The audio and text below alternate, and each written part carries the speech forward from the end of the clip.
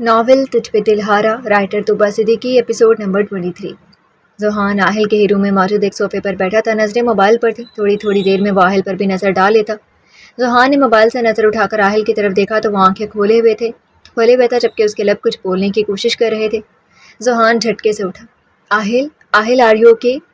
ذوحان نے آہل کے قریب آ کر پوچھا تو وہ ذوحان کو دیکھ کر مدھم سے مسکرایا، پھر اس بات میں سر ہلانے لگا۔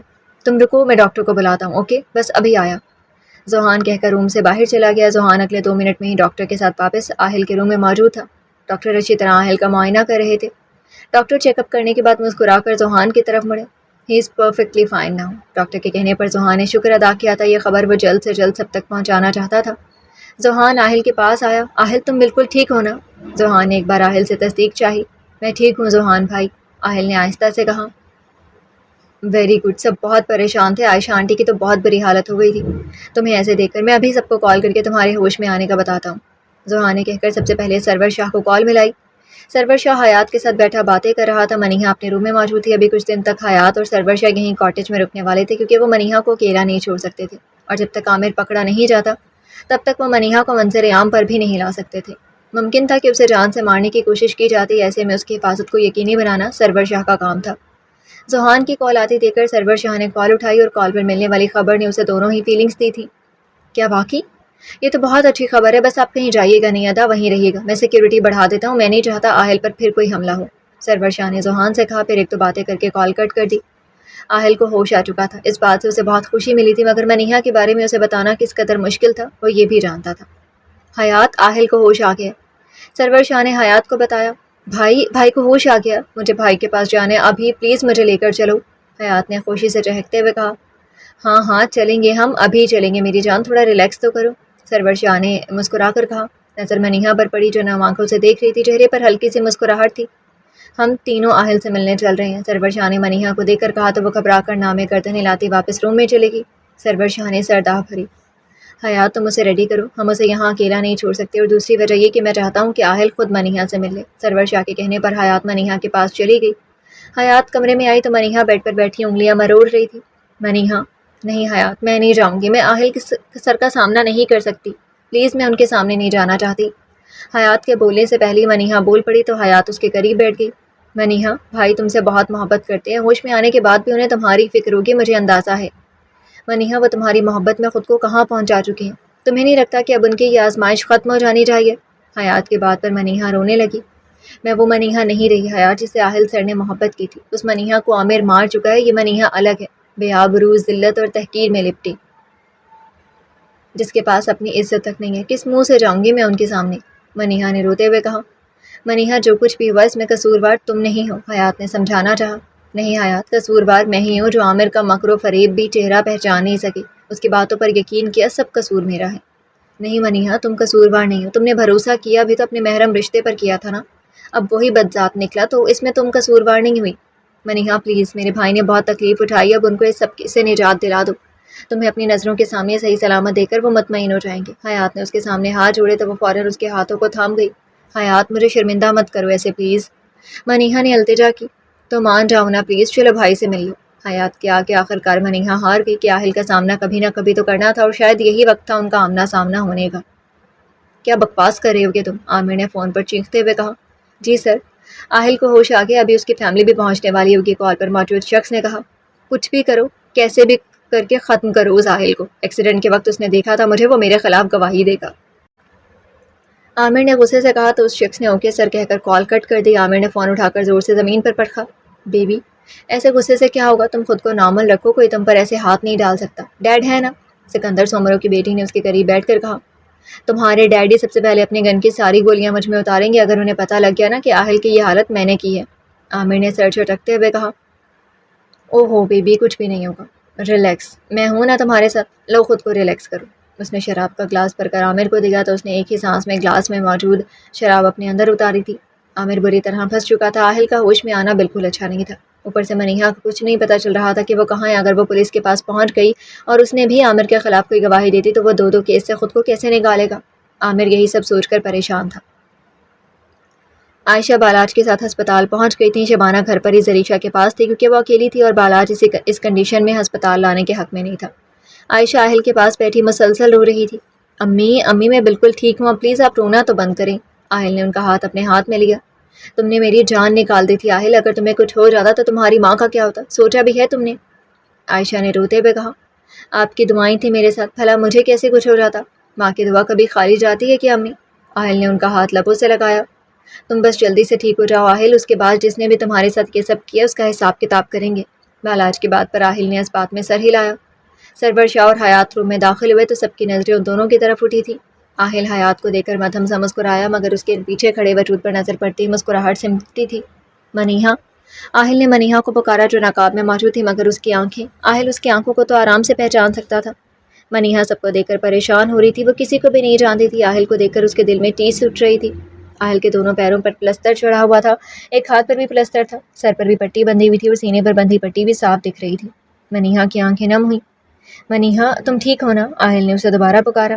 آپ سب لوگ اگر باہر چلے جائیں گے تو یہ لوگ آرام سے بات کر لیں گے۔ سرور شاہ کے کہنے پر ذوحان اور بالاج معاملے کی سنگینی کا اندازہ لگا کر باہر چلے گئے، جبکہ حیات عائشہ کو بھی باہر لے گئی تھی۔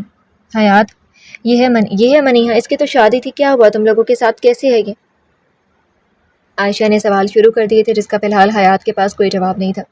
امی سب بتا دوں گی، ابھی پلیز تھوڑا سا صبر کر لے، حیات نے انہیں کہا تو وہ خاموش ہو گئی۔ منیہا آؤ۔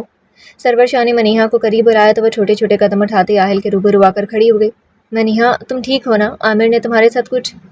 آہل نے بے چینی سے سوال کیا۔ آہل ریلیکس رہو اور اب میری ساری باتیں اطمینان سے سننا، اوکے؟ سرور شاہ نے آہل کے ہاتھ پر ہاتھ رکھ کر کہا، جبکہ آہل منیہا کا سرور شاہ اور حیات کے ساتھ ہونا ہی نہیں سمجھ پا رہا تھا۔ سرور شاہ آہل کو سب بتاتا گیا۔ منیہا آہل کے سامنے سر جھکائے مجرموں کی طرح بیٹھی تھی، آنکھوں سے آنسو روا تھے۔ آہل کی آنکھوں میں نمی آئی، اس کے بعد نمی کی جگہ غصے نے لے لی۔ آنکھیں غصہ ضبط کرتے کرتے سرخ ہو گئی، یہ سب برداشت سے باہر تھا۔ اس نے منیہا کی طرف دیکھا جو سر جھکائے رو رہی تھی، آہل کا دل درد سے پھٹا تھا۔ آہل نے منیہا کا چہرہ اپنے ہاتھ سے اوپر کی، آنکھوں کی تکلیف اور آنسو دیکھ کر اس کا عامر پر غصہ مزید بڑھ گیا۔ اتنا کچھ اکیلے سہل گیا، مجھے معاف کر دو منیہا، میں اپنا وعدہ نہیں نبھا سکا، تمہیں اس عامر کے چنگل سے نہیں بچا سکا۔ آہل نے اس کے آنسو صاف کرتے ہوئے کہا تو وہ رونے لگی۔ منیہا پلیز رو نہیں، میں خود کو اس وقت کتنا بے بس محسوس کر رہا ہوں، میں بیان بھی نہیں کر سکتا، میں اپنی ہی محبت کی حفاظت تک نہیں کر سکا۔ اس نے مجھے ٹریپ کیا، حیات کے ولیمے پر وہ میرے سامنے کسی لڑکی کے ساتھ گاڑی میں گیا تھا اور میں نے بیوقوفی کی کہ اس کے پیچھے چل دیا، بنا کسی کو بتائے، بنا کچھ سوچے سمجھے۔ اس دن میں عقل سے کام لیتا تو آج یہ نہ ہوتا۔ مجھے معاف کر دو منیہا، میں تمہاری حفاظت نہیں کر سکا، پلیز مجھے معاف کر دو۔ آہل کی آنکھوں سے درد نمی بن کر بہہ رہا تھا، جبکہ منیہا کا ہاتھ اس نے اپنی آنکھوں سے لگایا ہوا تھا۔ دونوں وجود ہی اس وقت رو کر اپنا اپنا دل ہلکا کر رہے تھے۔ آہل، منیہا، جو ہونا تھا ہو گیا، اب ہمیں آگے کا سوچنا ہے۔ عامر کہیں چھپ کر بیٹھا، میں نے منیہا کے بیان پر اس کا اریسٹ وارنٹ جاری کر دیا، مگر وہ منظر سے غائب ہے، میری ٹیم اسے ڈھونڈ رہی ہے۔ یہ نہ آہل، تمہارا بیان بھی میں عامر کے خلاف کیس بنانے کے لیے استعمال کروں گا۔ فی الحال منیہا کو میں نے اپنے کاٹیج میں رکھا ہوا ہے، اس کی جان کو بھی خطرہ ہو سکتا ہے، اور ابھی ہم اس عامر کے ہوس کے بارے میں کچھ بھی نہیں جانتے، اس لیے احتیاط بہتر ہے۔ سرور شاہ نے دونوں کو مخاطب کر کے کہا تو دونوں نے اس بات میں سر ہلایا۔ تھینک یو سرور، تم منیہا کے لیے جو کچھ زیادہ بک بک کی تو تمہارے خلاف بھی ایک کیس بنا دوں گا۔ بہنوئی پولیس والا تھا، پھر بھی اکیلے ہیرو بننے نکلنے کا کیس۔ سرور شاہ نے گھور کر آہل کی بات کاٹی تو وہ مسکرایا۔ تم پاگل ہو آہل، کم سے کم مجھے تو بتاتے نا کچھ۔ سرور شاہ نے شکوہ کیا تو آہل نے منیہا کی طرف دیکھا جو نظریں جھکائے بیٹھی تھی۔ میں نہیں چاہتا تھا منیہا کا نام کہیں بھی آئے، مجھے لگا تھا کہ یہ سب آسان ہوگا، مگر میں نے عامر کو انڈر اسٹیمیٹ کر دیا۔ ہاں، ابھی آپ میرا ایک کام کروا سکتے ہیں، آہل نے کہہ کر منیہا کو پھر سرور شاہ کو دیکھا۔ حکم کریں صالح صاحب، کیا کر سکتے ہیں آپ ہمارے لیے، ہم آپ کے لیے؟ سرور شاہ کے کہنے پر آہل نے گہری نظروں سے منیہا کو دیکھا۔ وہ اس کی محبت تھی، اس کی چاہت تھی، کسی کے بھی برا کرنے کا صلہ وہ منیہا کو نہیں دے سکتا تھا۔ یہ لڑکی تو جان تھی اس کی آتی جاتی سانسوں کی ضمانت، اور منیہا فاروقی آہل سے عمروں کو ہر حال میں قبول تھی۔ شادی کی عمر ہو گئی ہے، نکاح کی خواہش رکھتا ہوں ایک معصوم سی خوبصورت آنکھوں والی لڑکی سے۔ آہل کی بات پر منیہا نے بے اختیار اسے دیکھا، آنکھوں میں نمی بڑھی تھی۔ منیہا یکدم کھڑی ہوئی۔ یہ وہ منیہا نہیں تھی جس سے آپ نے محبت کی ہے، یہ ایک ناپاک وجود ہے جسے ایک درندہ نوچ چکا ہے۔ یہ منیہا آپ کے قابل نہیں ہے۔ منیہا روتی ہوئی کمرے سے باہر چلی گئی تھی۔ آہل کی آنکھوں میں نمی اتری۔ وہ کیسے بتاتا اسے کہ وہ کبھی ناپاک نہیں ہو سکتی، وہ تو اس کی زندگی ہے، اور آہل کے قابل صرف منیہا ہی ہے۔ تم فکر نہیں کرو، ہم بات کریں گے اس سے، ابھی بہت ڈپریس ہے، وقت لگے گا اس سب سے نکلنے میں۔ سرور شاہ نے آہل کے ہاتھ پر ہاتھ رکھا تو وہ نم آنکھوں سے مسکرایا۔ میں ایک بار اسے کھونے کا خمیازہ بھگت چکا ہوں، اب اسے میرا ہونا پڑے گا، خوشی سے یا زبردستی، یہ اس کی مرضی، مگر اب میں اسے اس کی خاطر بھی نہیں چھوڑنے والا۔ آہل کی بات پر سرور شاہ کے چہرے پر مسکراہٹ آئی۔ صالح صاحب، یہ جذبہ پہلے ہی دکھا لیتے، مجھے بتاتے، منیہا کو اٹھوا کر گن پوائنٹ پر کروا دیتے نکاح، پھر کون عامر اور کون عامر کا باس؟ سرور شاہ نے ونک کیا. کاش وہ عامر کے نکاح میں نہ ہوتے تو میں یہ بھی کر گزرتا، مگر قسمت، یہ تکلیف ہمارے حصے میں آنی تھی. آہل جو منیہا کے ساتھ ہوا وہ سیدھا سکو گی اس رشتے کو، ہر چیز بھلا کر، کیونکہ یہ آسان نہیں ہوگا. سرور شاہ نے آہل سے پوچھا تو وہ مسکرایا. اگر عامر کے ساتھ اس کی زندگی شروع ہو جاتی اور اس کے بچے بھی ہو جاتے، پھر کبھی مجھے اسے اپنانے کا موقع ملتا نا، تو تب بھی میں منیہا کو اس کے بچوں سمیت قبول کر لیتا. بہت محبت کرتا ہوں اس سے. منیہا میں میری جان بستی ہے. میں اسے اتنی محبت دوں گا کہ وہ اپنے ہر غم سے نکل آئے گی. محبت کی خوبصورتی تو یہی ہے نا کہ آپ کو اپنا پارٹنر ہر اچھائی برائی کے ساتھ قبول ہو، اور پھر منیہا تو اس سب میں بے قصور ہے. آہل کی بات پر سرور شاہ نے اس بات میں سر ہلایا. حیات کمرے میں داخل ہوئی تو وہ دونوں خاموش ہو گئے تھے. بھائی. حیات آہل کے پاس آ کر بیٹھی. میری گڑیا میں بالکل ٹھیک ہوں. حیات کی آنکھوں کی نمی دیکھ کر آہل کو اس کا ہاتھ اپنے ہاتھ میں لے لیا. بھائی آپ جلدی سے بالکل ٹھیک ہو جائیں، پھر ہم منیہا سے آپ کی شادی کروا دیں گے. وہ ریئل میں تصویر سے زیادہ پیاری ہے، اور بھائی آپ کو پتہ ہے اس کی آنکھیں شیڈ بدلتی ہیں. جس رنگ کی ڈریس وہ پہنتی ہے اس کی آنکھوں میں وہ رنگ جھلکنے لگتے. مجھے تو منیہا کو اپنی بھابھی بنانا ہے، بس آپ ٹھیک ہو جاؤ جلدی سے. حیات ایکسائٹیڈ سی آہل کو بتا رہی تھی. وہ بھی تو منیہا کی آنکھوں پر ہی مر مٹا تھا. سرور شاہ اور آہل نے ایک دوسرے کو دیکھا. دونوں ہی گہرا مسکرائے. حیات تو منیہا کو تو راضی کرو شادی کے لیے، تبھی تو کریں گے ہم آہل کی شادی اسے. سرور شاہ کے کہنے پر وہ سوچ میں پڑ گئی. میں بات کروں گی اسے، بس آپ جلدی سے ٹھیک ہو جاؤ بھائی. حیات نے کہہ کر آہل کا ہاتھ چوم کر آنکھوں سے لگایا. عائشہ بھی اندر آ گئی تھی، اور اب حیات اور سرور شاہ مل کر انہیں آدھی ادھوری باتیں بتا کر مطمئن کرنے میں مصروف تھے. عامر کا موبائل ایک بار سے پوچھا. سر منیہا موجودہ یہاں وہ اے ایس پی میر سرور شاہ کے ساتھ آہل سے ملنے آئی ہے. کال پر ملنے والی خبر نے اس کے پیروں سے زمین کھینچی تھی. کیا بکواس کر رہی ہو؟ وہ سرور شاہ کے پاس کیسے پہنچ گئی؟ نو نو نو، یہ نہیں ہونا چاہیے تھا. اسے انسپکٹر کے ہاتھ نہیں لگنا چاہیے تھا. عامر کا دماغ چکرا کر رہ گیا تھا. یہ سن کر سرور شاہ کا نام ہی اس کے ہوش اڑانے کے لیے کافی تھا. مطلب وہ سرور شاہ کو اس کے خلاف گواہی بھی دے چکی ہوگی.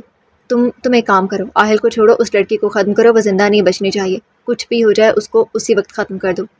عامر نے کال پر موجود آدمی سے کہا. اوکے سر، میں موقع دیکھتی اسے ختم کر دوں گا.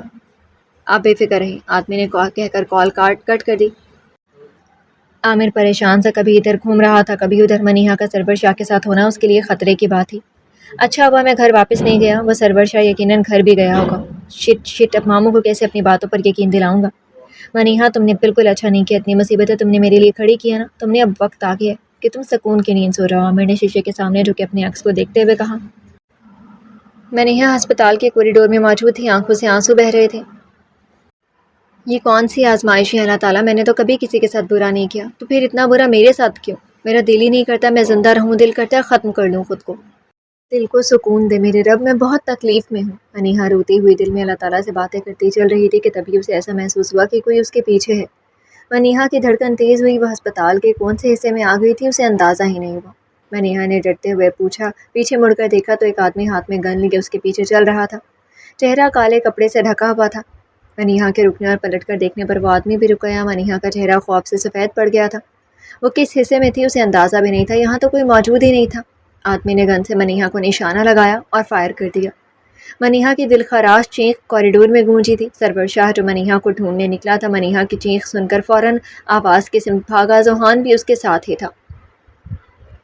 فائر کی آواز اور منیہا کی چیخ دونوں کوریڈور میں گونجی تھی. فائر ہوتے ہی منیہا چہرہ ہاتھوں میں چھپا گئی تھی. جیسے اس نے ہاتھوں کو ہٹا کر دیکھا تو وہ آدمی بالاج کی گرفت میں تھا. تنہا لڑکی کو دیکھ کر اس پر حملہ کرتا ہے بزدل. جیسے اس آدمی نے فائر کیا تھا بالاج نے فائر کا رخ اوپر کی طرف کر دیا تھا، جس سے فائر منیہا کے بجائے اوپر کی طرف گیا تھا. اور اب بالاج اس آدمی کو گلے سے دبوچے کھڑا تھا. اس آدمی نے بالاج کی گردن پر کوہنی ماری جس سے بالاج کی گرفت ذرا سے ڈھیلی ہوئی تھی. موقع دیکھتی ہی اس آدمی نے خود کو بالاج کی پکڑ سے آزاد کروایا اور مخالف سمت بھاگنے لگا. مگر بالاج اس کے پیچھے بھاگا، لیکن جاتے جاتے اس نے ایک فائر بالاج کی طرف کیا مگر نشانہ ذرا سا چوکا اور گولی اس کے بازو کو چھو کر گزر گئی تھی. جس سمت اس وہ آدمی بھاگ رہا تھا اس سمت سے سرور شاہ اور ذوحان اس کی طرف بڑھنے لگے تو اس نے اپنی جیب سے کچھ نکال کر کھولا جس سے پورے کوریڈور میں دھواں بھر گیا. بھائی بالاج! ذوحان اور سرور شاہ دونوں نے ہی بالاج کو پکارا. وہ دونوں ہی بالاج پر فائر ہوتا دیکھ چکے تھے. دھوئیں کی وجہ سے منظر لمحوں کے لیے چھپ گیا تھا. سبھی کھانس رہے تھے. جیسے جیسے دھواں چھٹتا گیا منظر واضح ہوتا گیا ہونا شروع ہوا. بالاج منیہا کے سامنے ڈھال بن کر کھڑا تھا جبکہ اس کے بازو سے خون بہتا فرش کو لال کر رہا تھا. منیہا سہمی سے بالاج کے پیچھے چھپی کھڑی تھی. سرور شاہ اور ذوحان بالاج تک پہنچے. بھائی آپ ٹھیک ہیں؟ آپ کو گولی لگی ہے. منیہا تم ٹھیک ہو؟ سرور شاہ اور ذوحان دونوں پریشان ہوئے تھے. ٹھیک ہوں، میں صرف چھو کر گزری ہے، کچھ نہیں ہوا. وہ جو بھی تھا منیہا کو مارنے آیا تھا. بالاج نے جواب دیا. یہ کوئی نارمل انسان نہیں تھا، یہ جو بھی تھا پروفیشنل تھا، زوحان نے کہا تو سرور شاہ اور بالاج نے اس بات میں سر ہلایا۔ منیہا گھبراؤ نہیں، سب ٹھیک ہے، اوکے؟ سرور شاہ نے اس کے سر پر ہاتھ رکھ کر کہا۔ وہ بہت زیادہ ڈر گئی تھی۔ یہ بات کسی کو نہیں بتانا، سب پریشان ہوں گی، اسپیشلی آہل کو۔ سرور تم سیکیورٹی مزید ٹائٹ کر دو، جو بھی تھا آہل پر بھی اٹیک کر سکتا ہے۔ بالاج نے سرور شاہ کو دیکھ کر کہا تو اس نے فوراً ہی اپنے اہلکار آہل کے روم کے باہر کھڑے کرنے کا آرڈر دے دیا تھا۔ ویسے میرا مشورہ یہ ہے کہ ڈاکٹر سے بات کر کے آہل کو ڈسچارج کروا لیا جائے اور اس کی ساری ٹریٹمنٹ شاہ ولا میں ہی کروائی جائے۔ شاہ ولا سے زیادہ سیف پلیس اور کوئی نہیں ہوگی۔ زوحان نے مشورہ دیا تو بالاج خاموشی سے وہاں سے چلا گیا۔ اس کا رخ ڈاکٹر کے کیبن کی طرف تھا۔ سرور شاہ منیہا اور زوحان کے ساتھ آہل کے روم کے پاس آ گئے تھے۔ منیہا کو زوحان کے سپرد کر کے وہ بالاج کے پیچھے چلا گیا۔ مسٹر بالاج، آپ کو ٹریٹمنٹ کی ضرورت ہے، پلیز۔ ڈاکٹر نے اس کے بازو سے بہتے خون کو دیکھ کر سمجھایا۔ میں بالکل ٹھیک ہوں، آپ بس میری بات کا جواب دیں۔ دیکھیے مسٹر بالاج، میں کسی بھی حال میں آہل کو ڈسچارج کی اجازت نہیں دوں گا۔ وہ ابھی چل نہیں سکتے، ان کے دونوں پاؤں فریکچر ہیں۔ آپ کس طرح ان کی ڈسچارج کی بات کر سکتے ہیں؟ ڈاکٹر نے بالاج کو سمجھایا جو آہل کو گھر لے جانے پر بضد تھا۔ آپ سمجھ نہیں رہے، یہاں اس کی جان کو خطرہ ہے، ہم رسک نہیں لے سکتے۔ وہ پہلے ہی موت کے منہ سے آیا ہے، گھر پہ پورے ہسپتال کی طرح ہی اس کا خیال کیا جائے گا۔ میں ہر چیز ارینج کروا دوں گا، ایچ اینڈ ایوری تھنگ۔ پھر کیا پرابلم ہے آپ کو؟ بالاج کا لہجہ سخت ہوا۔ ڈاکٹر آپ پہلے ان کے بینڈیج کریں، سرور شاہ نے اندر داخل ہوتے ہوئے کہا تو بالاج نے گھور کر اسے دیکھا۔ بھائی پلیز ایسے مت گھوریں، آپ پہلے مرہم پٹی کروائیں، بھابھی کے لیے کروا لیں، وہ ایسے آپ کو دیکھ کر کتنی پریشان ہوں گی۔ سرور شاہ کی بات کے آگے بالاج کے پاس بولنے کا کچھ بچا ہی نہیں تھا۔ بالاج نے اپنی شرٹ کے بٹن کھولے اور شرٹ اتار کر بیٹھ گیا۔ لو بھائی کر لو، بالاج نے بیزاریت سے کہا۔ سرور شاہ نے مسکرا کر بالاج کو دیکھا۔ زریشا کا تو اب صرف نام ہی کافی تھا بالاج کو قابو کرنے کے لیے۔ ڈاکٹر مسکرا کر اس کے بینڈیج کرنے لگا۔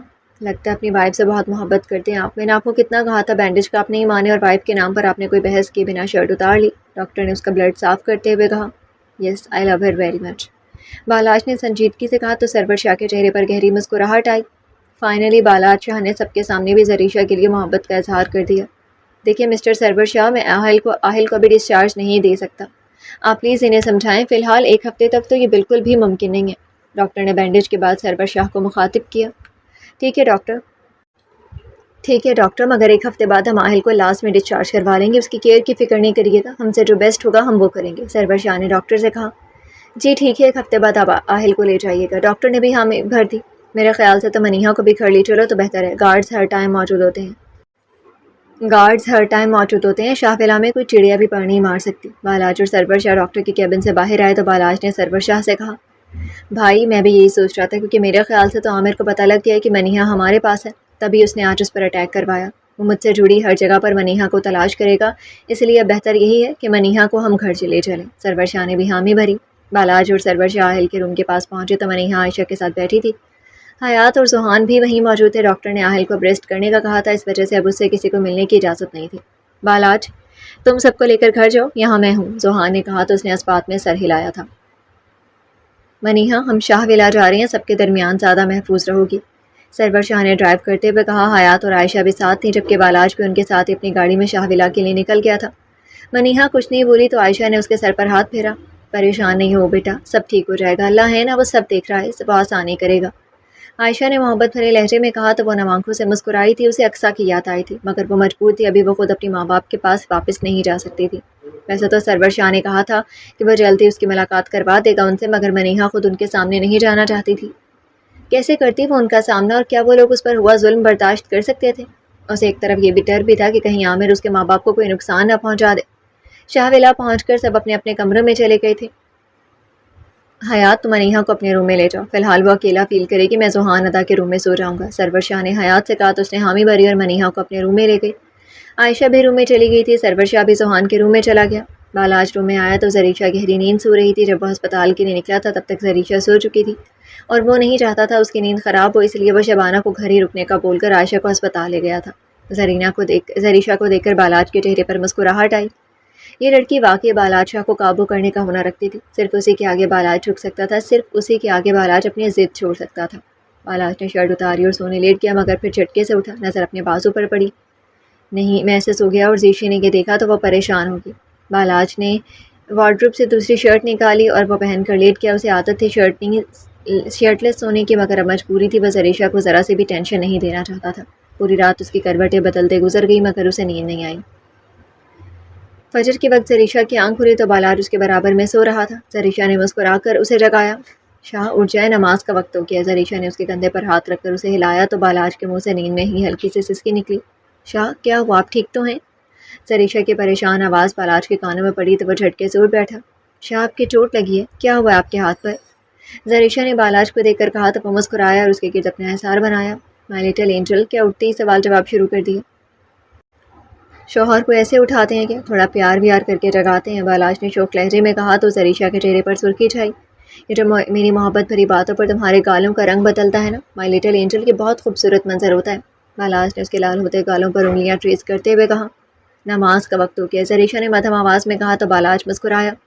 نماز بھی پڑھ لیتے ہیں، ویسے اس کا بھی ثواب ہے۔ ہسبینڈ وائف جب ایک دوسرے کو محبت سے دیکھتے ہیں تب اللہ بھی خوش ہوتا ہے۔ بالاج کے کہنے پر اس نے مسکرا کر اس بات میں سر ہلایا۔ جی بالکل ایسا ہی ہے، لیکن نماز اس صورت میں بھی معاف نہیں ہے، تو سب سے پہلے نماز۔ زریشہ نے جواب دیا تو اس نے مسکرا کر اس کی نوز ٹپ پر لب رکھے۔ چلے مسز بالاج شاہ، پھر پہلے نماز پڑھ لیتے ہیں، اس کے بعد تھوڑا پیار محبت کر لیں گے، بالاج نے کہا تو وہ شرماتی ہوئی وضو کرنے چلی گئی۔ بالاج بہت آرام سے اس کا دھیان اپنے زخم پہ سے ہٹا گیا تھا۔ زریشہ کچن میں آئی تو شبانہ پہلے سے موجود تھی۔ السلام علیکم ممی، زریشہ نے سلام کیا تو انہوں نے جواب دے کر اس کا ماتھا چوما۔ دونوں ہاتھوں کے دوران ناشتہ بنانے میں مصروف تھیں۔ تبھی حیات کچن میں آئی۔ السلام علیکم ممی، گڈ مارننگ زیشی بھابی۔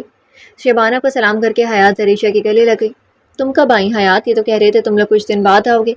زریشہ کو حیات کو دیکھ کر خوشگوار حیرت ہوئی تھی۔ جی بھابی رات ہی آئے ہیں، آہل بھائی کو ہوش آ گیا نا؟ اوہ شکر ہے اللہ تعالیٰ کا، اب کیسے ہیں آہل بھائی؟ زریشہ نے حیات کے جواب پہ کہا۔